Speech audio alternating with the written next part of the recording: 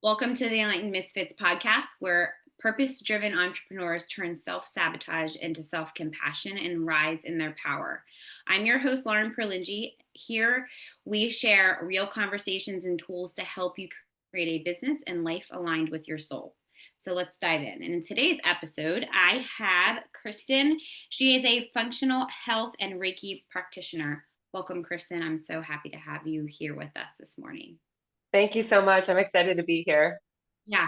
So before we started recording, I'm excited to have this conversation, but um I feel like I feel like every conversation I should say, but this particular is really important because it deals with we talk about spirituality all the time on this podcast, but we don't necessarily talk about health a lot. And I feel like with Kristin's expertise, we're going to dive into literally why things happen and root causes and uncovering that emotional, that physical and energetic pattern that people think are completely separate.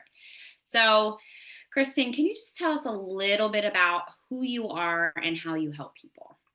Yes, thank you so much.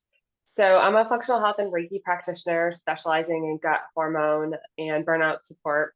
And I started my journey. I was in corporate America. I was the number one nationally ranked salesperson specializing in recruiting.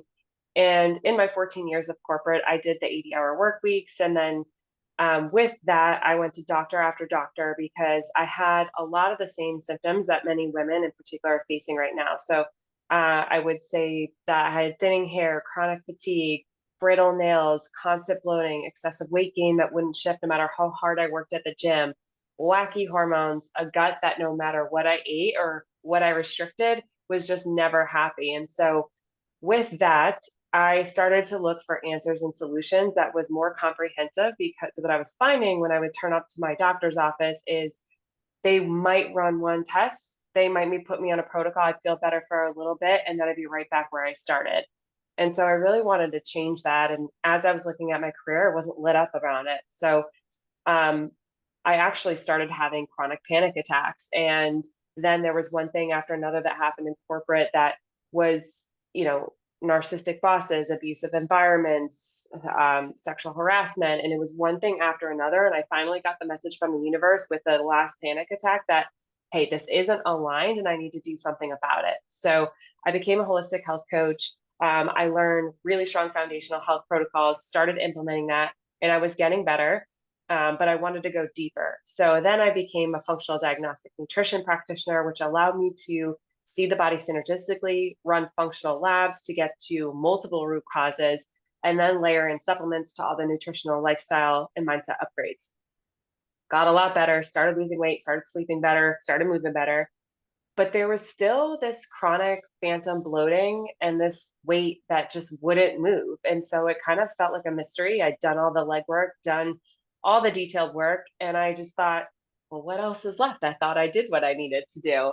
But turns out there was another layer, and that was the energetic layer. And that brought me into energy healing. And I remember my first energy healing, I remember going to a practitioner, never put their hands on me. And I remember feeling like my liver was being pulled out of my body. And of course, that's where you store anger and resentment. And I had a lot of that from my corporate environment. And then I remember seeing images from my childhood of how the way my dad used to speak to me and the abuse that was lingering there. And so as I started to work on that and peel those layers back, I'm like, all this weight that I had battled for so long was just falling away. And then this phantom bloating was falling away. And I was like, oh my gosh, this is the X factor I was missing.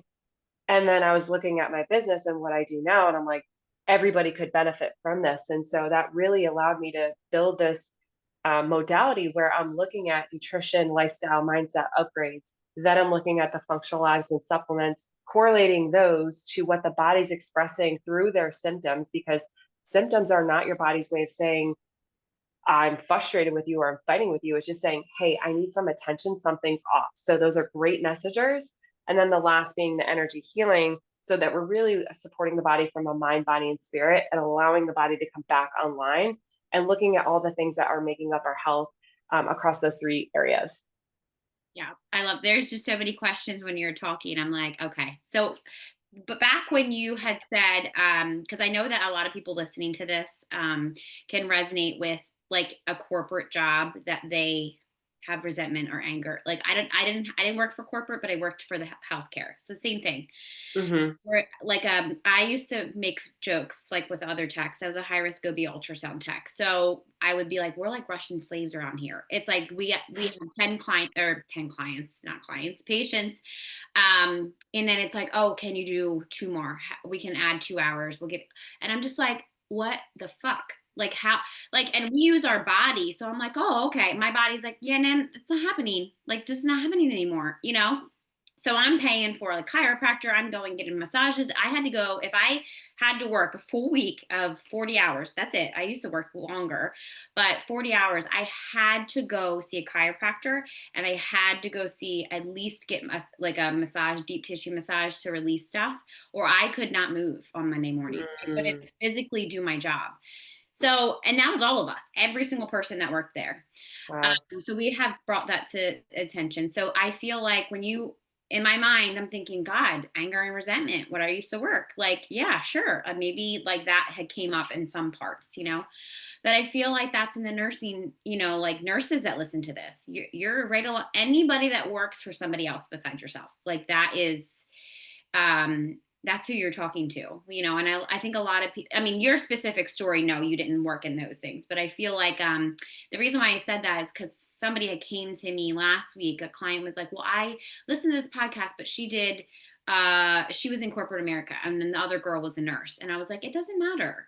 Your experience with narcissistic bosses is your experience. It Narcissistic abuse, it does the same to our bodies and minds, you know. So Yes. thank you for, yeah, like explaining that, because I feel like there is a lot of us, including myself. I always include myself because I'm always included into the we category.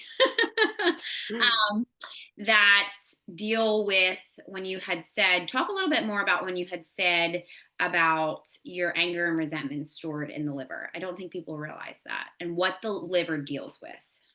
Oh, I'd love to, with pleasure. I love the liver. So, Yeah. the liver in your body, from a physical standpoint, picture this like Grand Central Station. It has over 200 functions in the body. It stores some nutrients, it determines how well your fat is metabolized, your insulin resistance. But the main role of the liver is detoxification.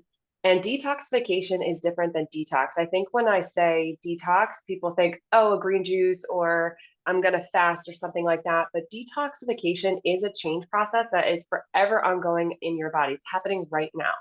And the role of the liver is to change a substance to something that would be so it could be excreted from the body, because if it were to accumulate in the bloodstream, it would otherwise be harmful to you. So that could include toxins from your skincare, toxins from makeup, toxins from perfume, or any sort of chemical, pesticides, herbicides, medicine.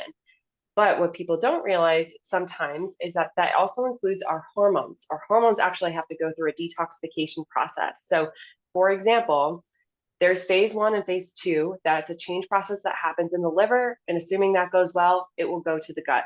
So between phase one and phase two, there are key nutrients that you need. Iron is a huge one. Many women are already running low. So that alone would challenge the liver. But to talk about that change process, let's pick on estrogen. Estrogen actually has to be chemically changed before it can be detoxified. So usually phase one works fairly well, but between phase two and phase three, if we're nutrient deficient, chronically stressed, we have infections, there's too many toxins, we ate too much processed food or alcohol, it really gets challenged. But the liver thinks, oh, I have to prioritize what's important now that would otherwise be really problematic. So it's going to go after the pesticides, the medication, the alcohol, and it recognizes estrogen. So it's like, okay, let me recirculate that and we'll deal with it later. And that's how women end up estrogen dominant, and they have all sorts of complaints that are really difficult to manage, including our emotional state. So the liver plays in such an incredible role in your overall vitality, your energy. It plays a huge role in being able to metabolize pathogens that come into our bodies and our existence. And we do see this a lot in the gut, where people are dealing with chronic infections because the liver is backed up and it can't clear it. So that's, in a nutshell, what it does in the physical body. And then energetically, it plays a huge role in storing anger and resentment. So in my case, I had a narcissistic boss that um, she ripped me out of a job that I had employee stock options. I was ranked number one nationally and promised equity and equal pay. And then I found out she was making substantially more money than me. I didn't have equity, I didn't have a title. So it was this crazy thing where I was so hurt by it. And that was the other side of anger for me. It was just, I worked with you for 7 years. You pulled me out of something that I really loved doing.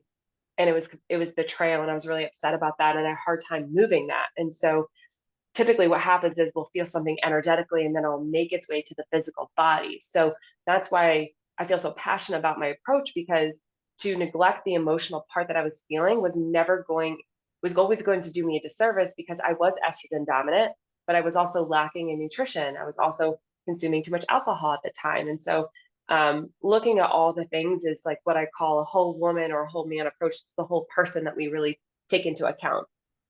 Yeah. And thank you for saying that too, because I feel like, especially right now, like, and I've just noticed this. I mean, I feel like maybe I noticed it, but I'm more aware of it because this whole year has been more focused on like health for me. Like and numerology and astrology or whatever. It's just been, I need to focus on my health. I've gotten plenty of, I feel like I always bounce back and forth from, I need to heal my gut. I healed my gut. Now I got to heal my gut again. And it's probably because of the processed foods. It's probably all like the stuff it's just hard to manage. And it's like, it costs a lot of money. It's not cheap. It's, like, so it's like this year anyway, I decided to focus more on my health. So getting into, like, I mean, I've done, I'm a Theta Reiki master. So I've done the Reiki on, Congrats. and like, the whole anger, but not to the point that I was like, maybe I need to detox my liver. Like, that's just a random thought. So, of course, because I had that thought, and because, my phone's probably listening to me, probably listening to me when I'm on my podcast now. So I'm probably gonna have a lot of liver like supplements now. But so then I seen this advertisement on TikTok about, oh, this girl was saying, oh, I, gave all the symptoms that you just gave. And she said, oh, I just detoxed my liver, and it was a supplement. And, people that need that or feel, yeah, I need that. But she didn't go into the emotional piece of it. Not, she probably doesn't have a background like you or I do. So maybe she does. I don't know. But I feel like now society is starting to push these supplements, and it's just, oh, my face was fat. Now it's not. And I took this thing. And it's just like, it could be high cortisol, something like that. And I feel like that has been really big lately. Probably the last couple months, I've noticed that these people are trying to promote these products and they don't know, they have no idea.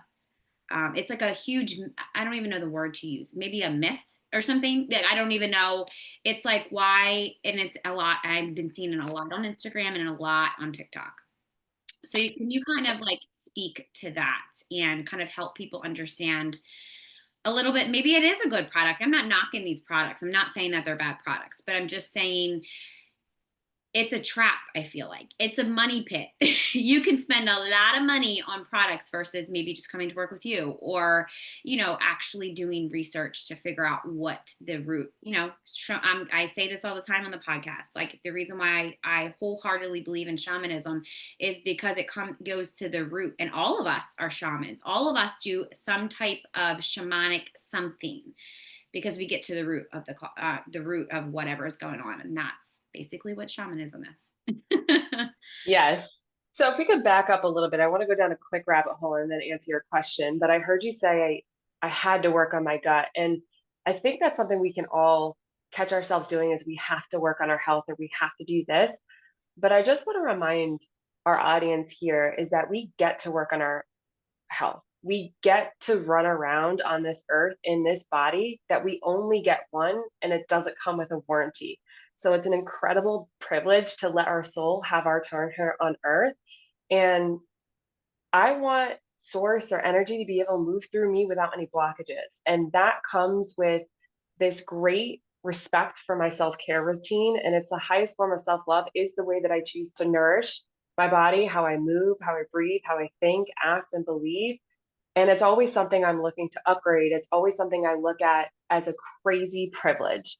So I hope if you get nothing out of the conversation, we're able to upgrade how we look at what we get to do and see it as an opportunity versus something like, oh my God, I have to do this, because it puts us in an energy of not the highest form of love. And we always want to look at ourselves from the highest form of love and let our decisions move through that lens of love.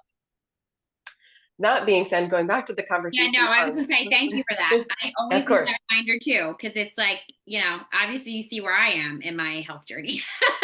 I'm back there, And but that's the thing, it's a I get journey. you. And Yeah, that's a beautiful thing to have the opportunity to go on a journey. That's beautiful. Where I am today is different than where I was 2 years ago. It's different where I was 4 months ago. And I look at that and think, thank God I had the opportunity to do that. Thank God I quote unquote had a health crisis. And my yeah, health crisis was panic attacks. Like I couldn't even work out because the heat of working out was putting me into a state where I'd be on the floor sobbing.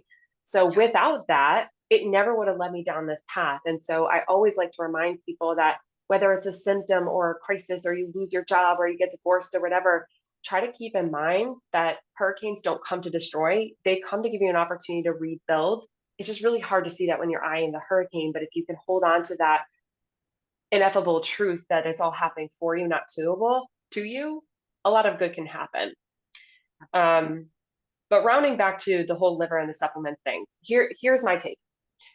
I use supplements in my practice. I think there's absolutely a time and a place if they're the right, if they've been third party tested, gluten free, soy free, like the quality matters big time. But it also won't fix the problem if you're not looking at everything holistically. So if you're still eating processed food every day, if you're over consuming alcohol, if you're not hydrating, if you're not moving, if you're not sweating, don't expect a supplement to fix that. You always want to nourish your body. So taking out some of those inflammatory foods like dairy and gluten and all the sugar, and then thinking about adding in things. So instead of looking at it like restriction, it's like, no, I'm choosing foods that love me back. And of course, there's a bio individuality to that. But there are certain things that everybody loves. The body loves a wide variety of plants. It loves fiber. It loves like eating like the rainbow, organic foods, clean water. It loves, it loves to move. And then we also want to look at what burdens the liver. And this is where everyone decides they don't like me because coffee has a ton of caffeine and the liver doesn't love that. I'm sorry. I know you want to like block your ears and not listen to me anymore, but it does. And the things that I talk about, like medications can burden the liver, and that's not me being anti-medication. If you need it, get on with it, but it still needs to go through a change process. Um, and then the environmental toxins. So looking at the quality of your water is really important. And then looking at what's going on your skin.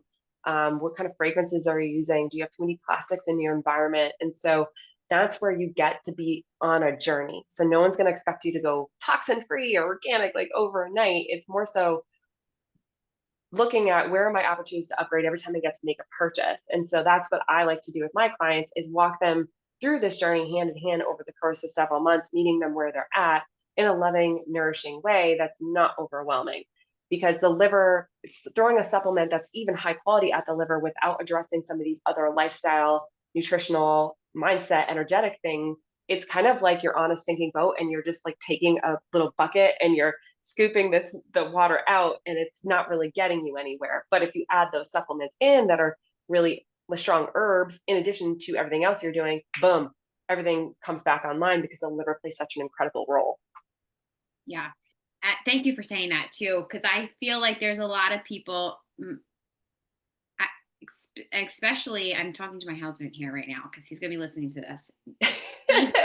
Just saying, I've noticed that there's emotional things that have been going on with him. You're just like healing, on his journey, whatever he's doing. And I feel like there's a supplement that shows up to the house, which he's really big into research, and I'm telling you, he'll make sure, it's good. And I'm just looking at him and I'm thinking, I don't know if that's going to work because you're not working on the emotional piece of it. It's a supplement that works together. But I'm just looking like, I'm just like, And then I noticed that he then figures that out. And then he's like, the supplement's not working. I was like, it has to work together. So it's Yes. interesting how, when you say that, and to be honest, I don't think people even, I knew this, and just because I thought everybody knew this, just like when I was younger, and I'm like, I could see things. And I'm like, can't you see that? And nobody can see that. So I was like, okay, I guess people don't see what I see. And I guess people don't know what I know. Like, and it's not that I know everything. It's just, I guess it's just common to me. And I don't think that it's very common. I think people, when I hear people say it didn't work, and I'm like, what didn't work? You taking this, Mm, or, and that's why I've been asking you like this question, because I feel like, with your expertise, it's important to do all of it together. I mean, sure, emotion, yeah. So you go do the emotional piece, but then, like you said, you also have to do the holistic piece and you have to do the mindset piece. So it's you like, get to do all these things. yeah, Yes. yes, you get to do all of those things.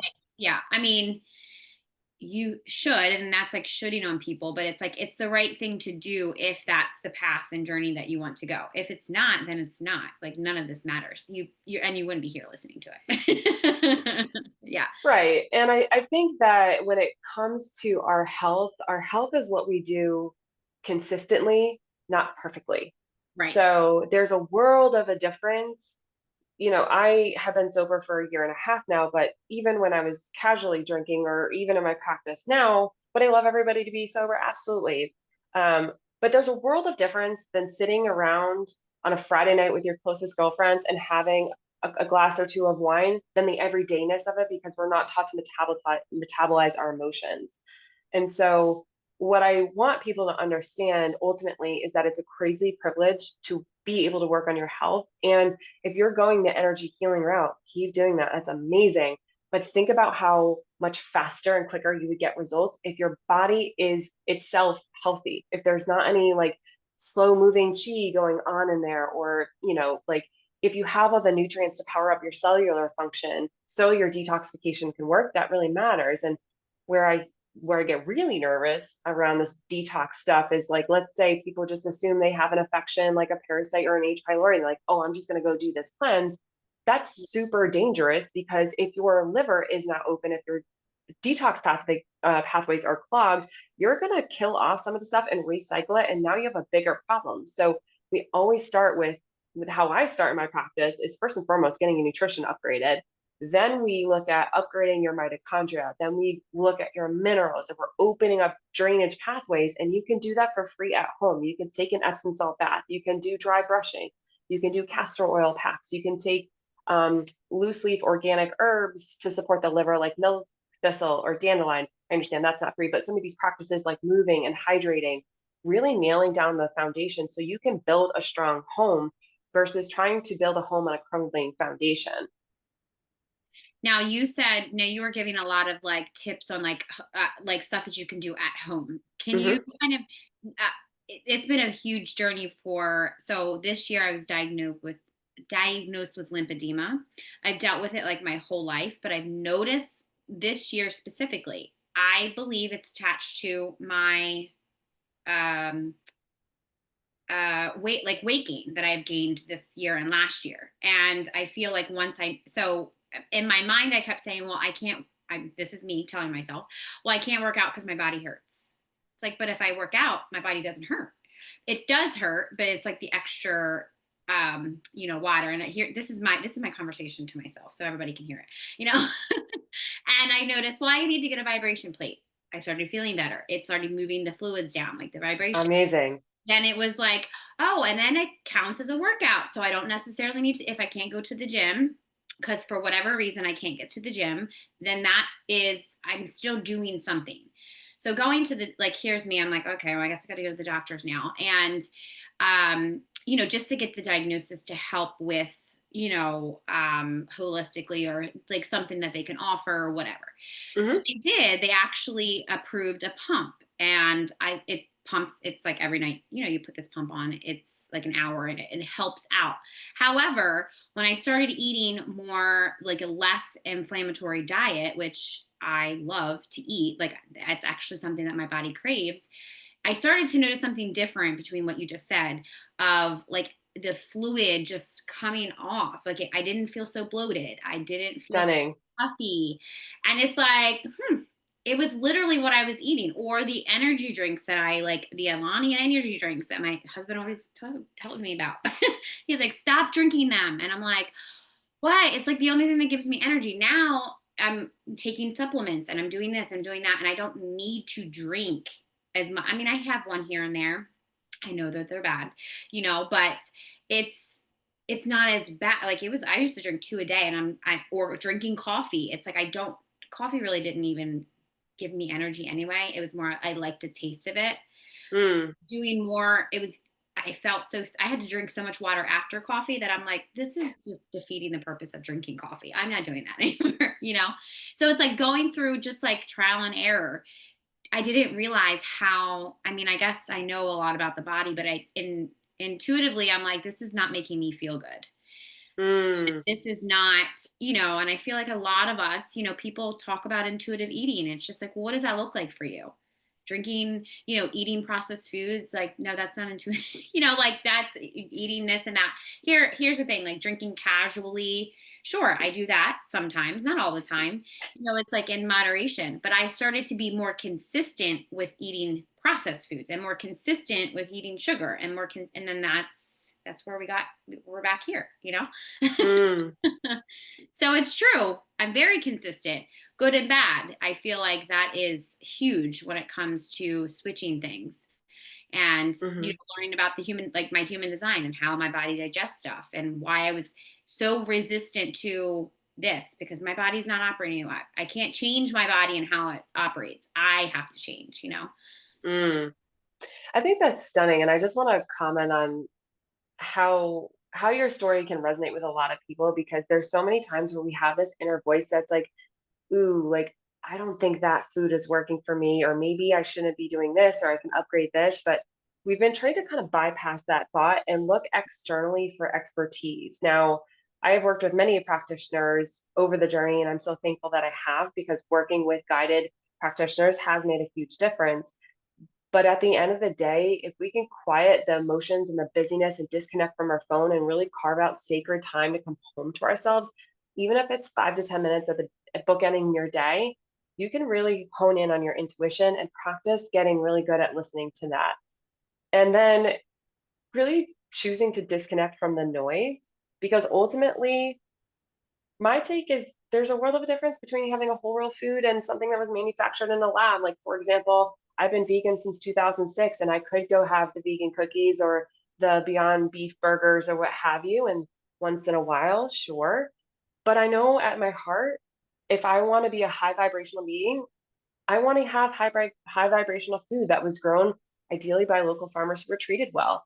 That the food has been grown organically to the best of its ability when it's ever possible. And for those that are struggling with a budget, work with frozen vegetables that are organic or use baking soda for fruits and vegetables to clean off the residue as best you can. But it's again going back to that privilege of being able to nourish yourself and moving accordingly to that. That can be what I find really, really helpful because, like we've talked about, we only get one body. So I love that you're like, nutrition actually can make a huge difference. And the sad thing about that is if you go to a medical doctor, there are times and places where, believe me, it's necessary. I'm not knocking doctors specifically, but their training is spent substantially on medications and how they interact with one another, how you can leverage them, and only 4 hours or less is on nutrition. There's less time even spent on perimenopause and menopause. So you're going to someone that is not educated on how you can use food as medicine because the system does not warrant for that. So it's like you can choose to eat the food that is going to nourish you, every cell, tissue, organ in a positive way, or it could be your slowest form of poison and let that empower you. Yeah. Yeah. No, definitely. I think we've talked a couple times a different, like, somebody had asked me a question of like or one of the podcast guests have asked me a question specifically. There's been a couple that had said, I love that you talk about like Western medicine is needed but also holistically. I was like, oh yeah, I have a huge belief about that. Just Mhm. because I worked in Western medicine. Yeah, I know how they operate. Like I know how. I'm like, why can't you just tell them to eat this? And it's just like, no. And I'm like, why not? Like it actually, here's me, why not? Like that actually will help them. And it's like, no. And I'm just like, yeah, no, I can't subscribe to this anymore.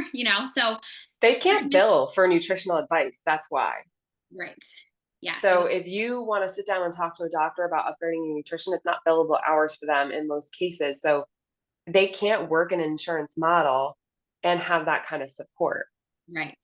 I love that you said Unfortunately, I more in hope that time. the Yes, model changes at some point. yes, And there's yeah, actually some doctors where I've seen where they're changing their model to be a self-pay opt-in model so that you can get 40, 50 minutes with them because they're realizing that, hey, like functional medicine has changed to where instead of a pill, it's a supplement for this. And again, you're not actually getting to the root causes. And I say that plural very intentionally because there are usually a few things going on that has brought your health back online. And I don't say that to overwhelm, but I actually say that to bring people relief because you go into a doctor thinking, I want a diagnosis, I want one root cause.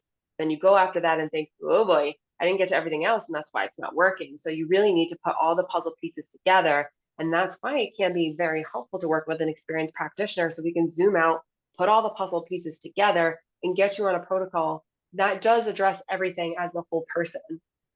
yeah, yeah. Specifically, and I dealt with that too, especially when you say nutrition. It has been nutrition for me because I used to, I would go get my annual physicals and like make sure I'm okay, I'm healthy, and I was always overweight. My whole life, I was never, like I'm not my whole life, but like I've had here and there, like dealing with weight. And they're like, well, your blood work's fine. This is fine. Your like hormones are fine and all this is fine. And I was like, but I'm not fine. Like there's something. Mm. And then that's when I started getting into energy healing because I'm like, okay, so like if you're not going to help me, I'll just help myself. Same thing too. I'm overweight, like on the, this graft. And I'm like, I sometimes, maybe I have high cortisol here and there, and I'm like, my blood work's always normal. Every time I go to the GYN, my hormone levels are always fine. And I'm like, so I'm just supposed to be tired, and then that's when I got into human design, realizing I wasn't operating using the energy I was given. I wasn't using it correctly. So then, the weight just started falling off again. And I kind of got back into old habits. And then it started to come back. And I was like, well, I'll just go back to the basics again. And that's what I'm doing. And I know what to do, but I feel like society or like people are like, oh, I need to, once, and I feel a couple of my friends tell me this. They're like, Lauren, what did you do? I go to the doctors and everything's normal. And I'm like, well, now I can tell them to come work with you. But, I say, do they do this? Are you doing this? Are you working on your emotions? Do you see a therapist? Like, there's a lot of different things. And they're like, I had no idea that it could be that. Mm. I'm like, you're pretty much a single mom with 3 kids. Do you think that affects anything? I think it does. Absolutely, it does. And I'll pick on cortisol in a minute. But one thing that really stood out was going to a doctor and hearing your labs are fine is the most infuriating thing that you could hear, particularly as a woman, because you get coded as like a whiny woman that your complaints aren't valid. But let a man show up and they don't feel good, then it's a different story. So Yep. I would definitely want to go down this rabbit hole because in my practice, like as a functional diagnostic nutrition practitioner, we have tighter ranges. So what I want people to understand when you're getting feedback that your labs are normal, you're being compared to anyone and everyone who has ever taken that test and walked into that lab. So let's say Quest has a range. That's a range of the youngest person to the oldest person to the most unhealthy person. And looking at the average American, I'm sorry to say, is very unwell. So average, average just means you're unwell. So you want to look at a tighter range and get to optimal. So as a functional diagnostic nutrition practitioner, we actually have tighter ranges because normal could mean that you're you're not doing so hot, which is great feedback. So we can kind of address that. But let's pick on cortisol, for example, because you went down this path. And what I was getting from your story is that your cortisol was being raised because you weren't living in alignment with how your energy works. That's a great example of how you can drive up cortisol.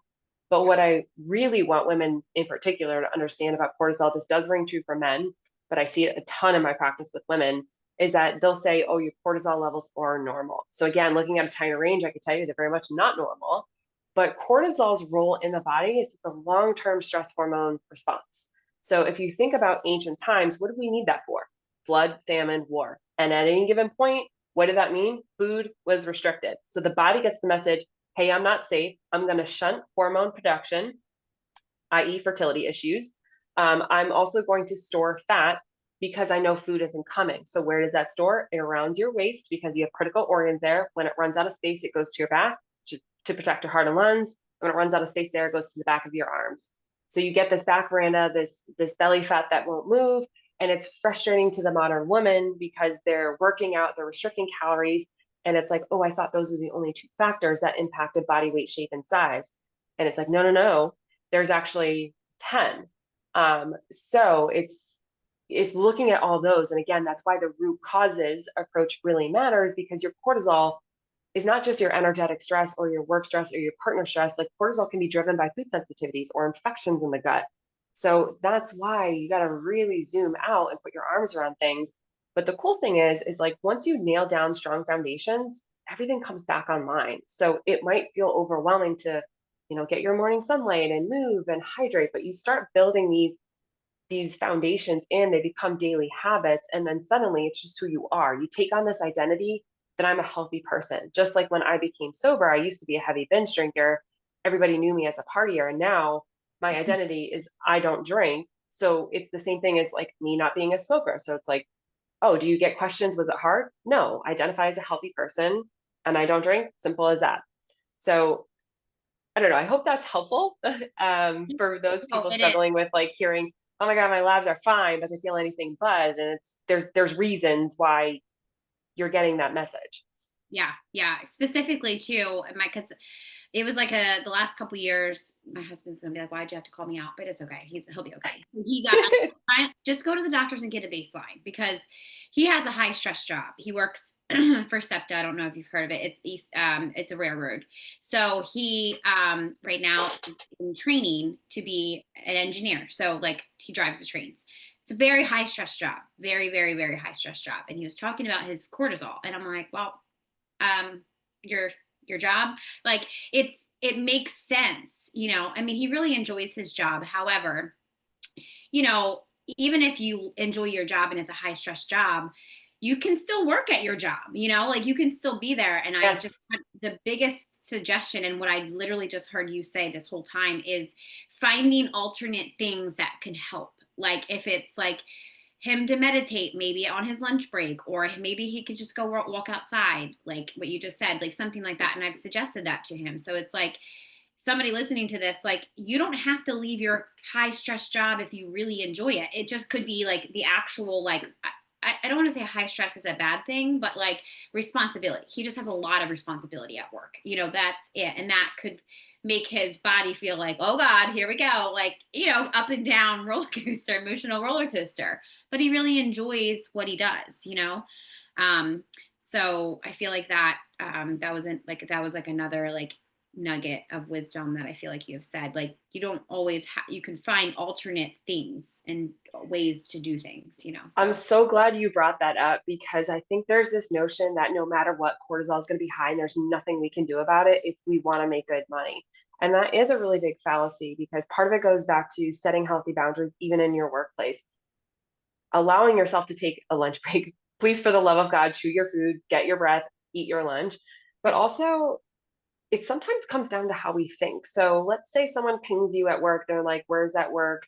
The deadline was yesterday, or I have to get to my boss. Like, do you allow yourself to freeze up about that? Or are you going to be able to take a breath and think, oh, okay, like they're not, or are you creating a story? Because sometimes people will create a story like, oh my God, they think I'm lazy. They think I'm inefficient, when really they just are simply asking where the work is. So sometimes it's checking the stories that we tell ourselves and then checking in with our breath, that your breath is your quickest way to reduce your cortisol and get you back online. So you can take an index card or a credit card and practice doing like 4 seconds in through your nose and then 6 seconds out on the exhale through your belly, and do that for a minute every hour on the hour. Or you can practice your breath at the stoplight, or anytime you check your phone, it's like, no, I'm going to do breath work first. And that is the most powerful way for you to tell your body to get out of fight or flight zone into rest or digest. Because if you think about it again, historically, you could never breathe through your nose slowly or diaphragmatically if you're like fleeing a tiger. So the breath is the quickest way to come back online. And then also checking in, like, am I creating a narrative? Am I allowing this to kind of spin out of control? And is there a better lie? Like, could I tell myself a better lie about the situation? What is a higher perspective here, I guess is a better way to put that. Yeah. Or like assuming, like that's the thing about assuming. My mom used to always tell me this. She's like, don't ever assume, Lauren. It's going to make yourself look like an ass and that other person look like an ass. And I'm like, oh, it's a good way to look at it. So Whatever. true. So true. Yeah. Because you could just say, like, oh, I apologize or whatever. I mean, I feel like all of us have those stories. I know I do sometimes too. Like, if it's like, what just happened before we started recording. Like, I was like, oh God, this, like the recording, the Zoom set down, like all this stuff. I'm like, it was a story that I was telling myself. And then now you were like, no worries, things happen. Right.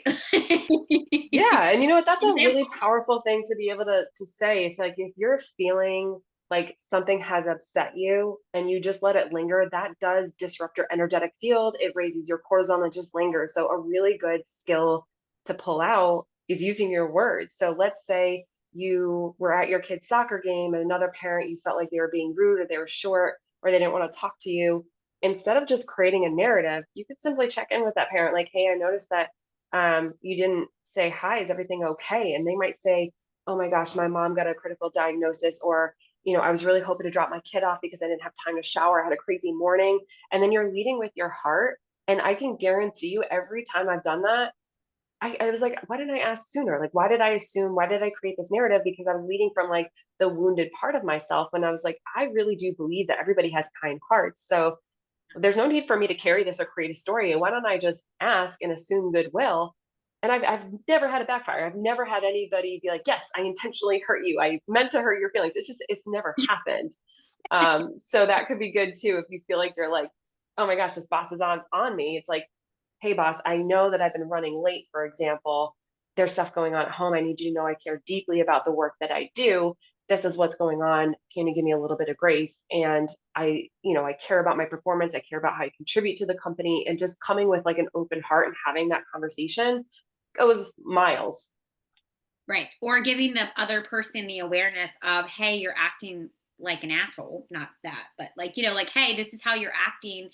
And then I'm telling you, they probably don't even realize they're acting like that because nobody has actually made them aware of how they act. Or maybe they do know they act like that, but yeah, I definitely agree with you on people have kind hearts. It doesn't matter what's going on. Like that, if you see an accident, right? Like on the road, there is a random person that will stop and help that person and they don't know that person. That's just Right. proof that, we all have kind hearts. It's just, life gets in the way and trauma gets in the way of, Yeah.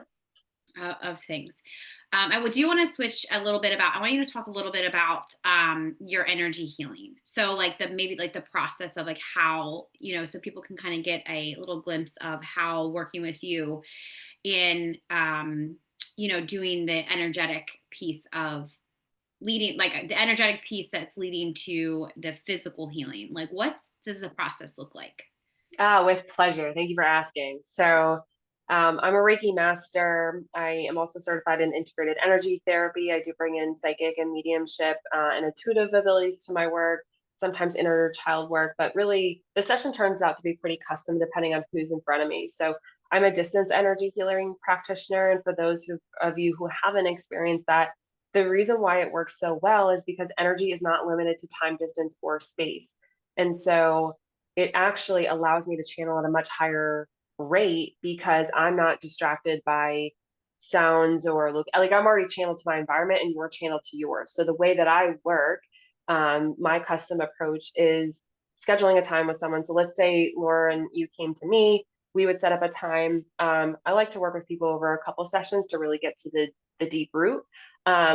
Or roots, I should say. But let's say we jump on, and I'll always ask you to come with an intention if that feels good. If you want to be open to receiving, that's cool too. But let's say you come with an intention, we'll talk quickly about that. I'll invite you to turn your camera off and get in your coziest blanket and lay down in your bed or whatever feels good to you. I'll stay connected over Zoom the whole time. I will walk you through a brief meditation. And that's really helpful to drop you out of your mind and into your body and really just open yourself up to receiving.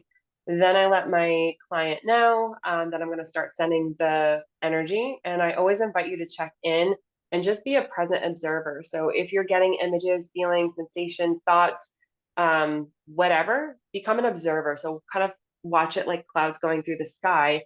And then when we're done, I always ask people if they want to hear the messages that come through. And so that can range anything from past life to, oh, this dynamic with this person is presenting like this. How does that resonate? Or sometimes it's intuitive downloads. Like the other day, someone came to me for skin issues, and I immediately knew that it was environmental toxin. She had a test done, it confirmed it. Boom, she's off to the races. This is something she's been dealing with for 2 years. And so it just kind of depends. And then sometimes there's, shadow work that needs to be done, or inner child work where their intention might be like, I really dropped the ball on this sales call and I cannot move forward. And turns out it was like an inner child deeper work. And so it's always custom to who's in front of me. And the beauty of energy healing is that it always gives us what we need, nothing more, nothing less. So anything that's coming up, it's coming up because it's ready to be healed, metabolized, released. So you can restore and recode for whatever feels good to you. And then at the end, when I'm sharing the channel messages that are coming up, the visions that are coming up, that part is recorded, and people can have that and go back to it. And then, in some of my packages, actually every package comes with text and voice message support along with integration work, because it's a very big difference of having a one-off session and integrating your experience. So especially in those cases where big things are coming up, you might want some journal prompts, or you might want some rituals so you know how to alchemize your own energy and clear energy that's not yours. Or sometimes recoding with an imprint. And what I mean by that is like a meditation where we're really working to recode. So it looks different. Every session is different. And the more I work with an individual, the deeper we can go. But it is my life's passion. It's so important because it took me from what I would consider, I was in a state where, I just didn't want to go on anymore. I didn't want to feel this pain. So I wasn't looking to live here anymore. And it quite literally saved my life. And it was the difference in my health. And it has radically transformed my life. And I've seen it radically transform people that I've worked with. And it is such a crazy gift to be in front of someone who's willing to trust you with such personal, energetic space. Yeah. Yeah. So I know that you say like you're a Reiki master, but it seems like you're also a medium and, very trained intuitive. And I Mm-hmm. feel like that just listening to all of the support and guidance, because, I know a lot of people that do Reiki, right? But I feel like for you specifically is really, I don't know any of your clients and I hardly know you, but I just feel intuitively that you like go above and beyond, because it's like you're doing the energy work, you're channeling messages, you're releasing that trauma. And Mm-hmm. I just feel like that support is, I wish they actually would teach that in some sort of, for like Reiki certifications. I guess they can't really teach people to be mediums. You are a medium or you're not, but I feel like You that. could definitely develop the skill, because I know I didn't see spirit when I was little. When I went on this journey and became a Reiki master, I went sober overnight. And as I deepened into this work, and I was like, well, where did that come from? Like it completely blindsided me. So you definitely can build that. We all are intuitive, but Yeah. you have to be committed to that practice. And not everybody wants to do that. And that's totally cool. Yeah. And I love that you just said that too, because people are like, I wish I had your gifts, Lauren. I'm like, well, I can teach you.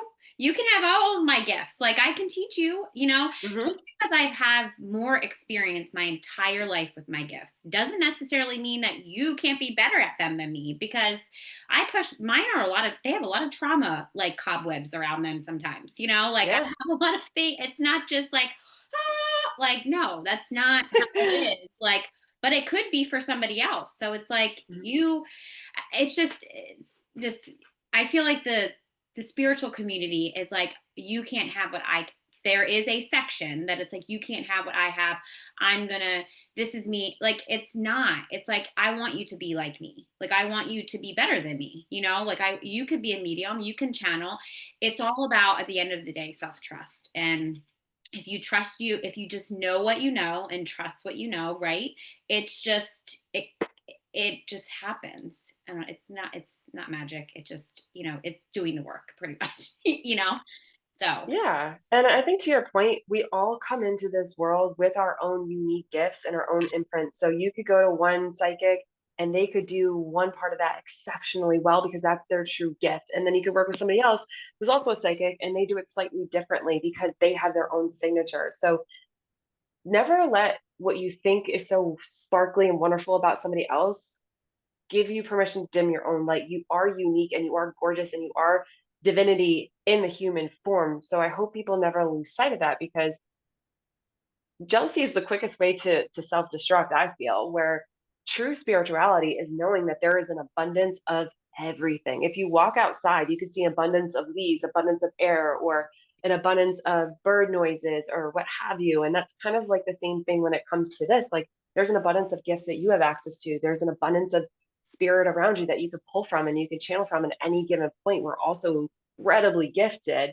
So the fact that somebody else is naturally more inclined for this gift doesn't diminish your gifts by any means. And you have the opportunity to build whatever you choose to. You have free will. And that's amazing. Yes. Yeah, 100%. Like I like some like specifically I've always liked to hear. Like so I specifically made the intention that I that is what I want. My mentor Mm-hmm. does not. She shuts it off. She's like, I don't want it. You can also say that too. You don't want it. Yes. So it'll come a different way. It'll come through feeling, or it come through a vision, or it come through like just a knowing. She thinks I'm crazy, which I guess I am. But she's like, how do you do that? That's overwhelming. And I'm like, well, I have boundaries. It's not all the time. I don't want to hear you all the time. I don't want to hear spirit all the time. Like, come on, you know.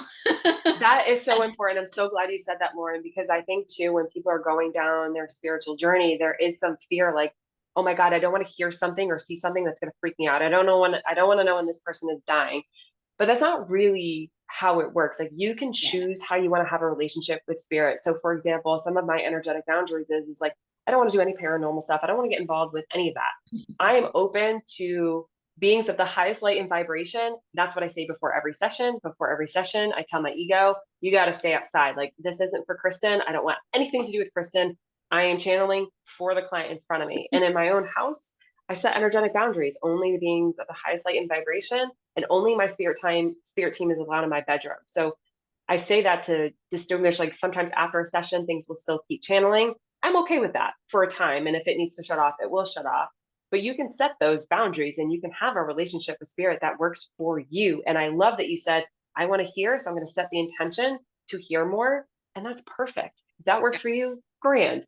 For me, like I kind of want it all. And I know that some of my clairs are a little weaker than others, and I can choose to dial those up when I need to, or if I chose to. Like right now, I'm working with animals, and that has lit me up because I've been a vegan since I was 17, and I just love that. And I love working on people and having their cat come work on their heart as I'm doing it. It's just that's the other benefit of distance Reiki. Your pets can party with us. So I don't know. I digress. I know I'm getting super excited about this, but I just think everybody has so many gifts and you have the opportunity to tap into them. It's not reserved for a few elusive, you know, hand selected people. Everybody can do it. Right. Yes. And I feel like that is not the norm. That is not what people think. And I'm like, I wish people, it is changing a little bit, but I wish people would know that you can have everything I can have and more. I want you to Yeah. have more than me. Like, that's what, I don't feel success. Like, same thing about success. And like when I'm working with clients, it's like somebody asks me what success feels like. I'm like, when somebody else is winning, that's when I feel successful. Oh, that's stunning. Yeah. Because it's Good true. on you. I'm doing the service if you're still in the same place. Now, granted, I can't force you to do the work, Right. but that's a different rabbit hole. But I can give you everything I know and help you with, where you're at. Absolutely. I love that. So before we wrap up, I really want to know, like, just for like the people listening, I know we talked about a lot of things, but I'd love to hear your perspective on trauma in the body. So, like, what really is happening energetically when people are experiencing trauma, and how does that energy get stuck and manifest as illness later? Oh, I just got chills because they're actually coming out with studies that's linking trauma to autoimmune. And I actually do see this when I work on people. I worked on a gentleman, he was about 57, and he was a partner at a national insurance firm. He was a broker there, then became partner. And I remember working on his heart, and I felt like there was a hole in his heart. And so energetically, I was like stitching up his heart. And after when we were chatting, I always ask like, "Hey, are you ready to hear messages? Is there anywhere you don't want me to go?" And he's like, "I want it all." I said, "Okay, this is what I'm feeling with your heart." And then I was drawing a connection between it was like, first of all, I saw a hole, and as I was describing it, he kind of went pale, and he said, "Oh, I do have a hole in one of his." I forget what it was, but something related. I think the chamber of the heart. There was something that needed to be surgically fixed, and so that was quite literally showing up. And some of the heart issues was a lack of self compassion, but it was also this grief around his children because his ex wife was incredibly abusive, and he had been with that abuse, he had lost connection with his children, and it was quite literally showing up in his body. And I see that a lot with women with hyper or hypothyroid issues because they cannot speak their truth. It literally blocks that. It really disrupts the energy coming through that. And so, all that to say, anytime you have stored emotions, particularly the big ones, or it could be even a little offense that to you is big, it doesn't really matter the event, and it matters the emotions behind the event that really matter. And so, when you have those stuck emotions, it is kind of like running a computer with a virus in the background, and then all of a sudden, boom, the computer crashes. But it's always been there. It's been slowing every single function. Your memory on the computer isn't as good. Opening documents becomes a little harder. You become a little bit more susceptible to spam coming in. That's kind of what trauma can do. So it's incredibly powerful to metabolize those emotions and get them out of there. And then the operating system, i.e., your body, works so much better because your body is so intelligent and actually knows how to self heal. That's why I don't call myself a healer, because I don't heal anything. I'm literally here to guide you and to hold space for you and allow you to metabolize these emotions and allow you to put the right inputs into the body because the body self heals. Yeah. And I love that you said that. Even though my title that I call myself is a trauma healer, to the society, they know what that means. But Yes. when we get in session, people are like, I need you to help. I need you to heal me. And I'm like, I'm not healing nothing. Like, I'm not doing that. And I hear people all the time, which I think it's just a lack of just maybe their words, just like how I'm like, I have to, they forget that they don't, you don't have to do anything. I get to do it.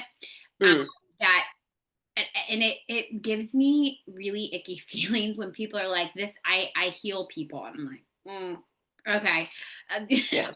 yeah. But at the same time, I feel like it's just a lack of maybe intelligence on their part, or understanding that they're just helping guide them, with their personal experience. And I've noticed that a lot of people lately that I've been connected with they have very similar stories to me.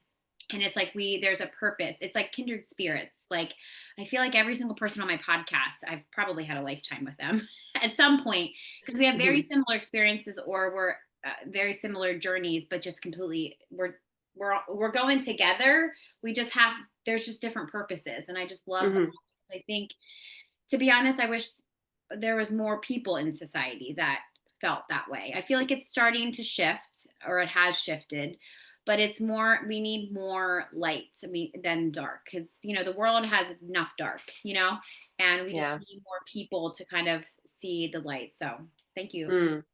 Thank you for doing what you do. Thank you. And likewise. And Thank you.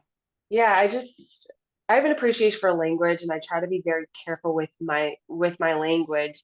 And I Yeah. will say that I use many practitioners on my journey, and at the time, in my bones, I knew I could self-heal, but it would have taken me 10, 15 years to get there. So for me to be able to make quantum leaps in my healing, working with people was incredibly helpful because if you get a Oh, yeah. really good practitioner, they can mirror back things to you. They can help you see the light in yourself. They can help you learn how to metabolize things. And so you do become the self healer. But if you feel lost or you feel overwhelmed or, you have so much life going on, like choose your practitioner that feels aligned to you. And that can be the best money you ever spend. Yes, yes, I do definitely resonate with that. However, you also might have an experience like me, when you latch on to them because it feels so safe that you don't leave when you need to leave. Like, or you move on when you need to move on. Mm, That was that was a 3 lesson thing for me. It's like I yeah. knew I just needed to gain that confidence and that self-esteem to be like, I can do this, or have them say, you can do this. And I make sure in my own practice that if I feel somebody's latching on to me, I'm like, okay, you can do it. I'm here. But Good on you. That's awesome. I push them. It's like, here Mm, you go. You're going off the ledge now. You'll be okay. Trust me. mm. Your ego is telling you it's not safe, but you'll be okay. So I make I sure. love that because that's where the empowerment comes in, and that's where people's power are, is when they are empowered. So that's such a beautiful thing that you do. Yeah. And I see it, and I'm seeing it too. Like one of my clients that she was like probably one of my first ever clients. She worked with me for a while, and I started to notice that she was latching on to me last year. And I was like, I had to kind of just very kindly, gently say that you are good. You can do it. And she's very intelligent. And I needed to give her that push.